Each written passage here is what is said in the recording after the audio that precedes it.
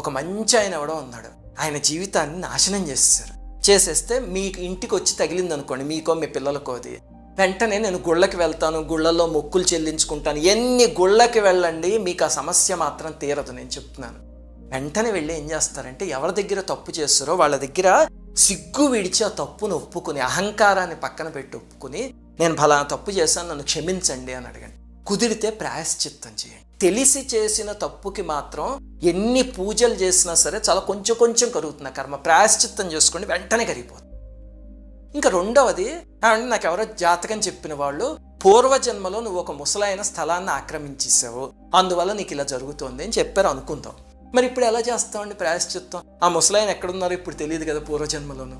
అంటే ఒక పని చేయండి, ఎక్కడో ఏదో వృద్ధాశ్రమం కడుతూ ఉంటారా, వెళ్ళి చక్కగా వృద్ధాశ్రమానికి సహాయం చేయండి. అంటే ఒక ముసలాయన ఇల్లు అక్కడ ఆక్రమించేశారు పూర్వజన్మలో, ఆ కర్మ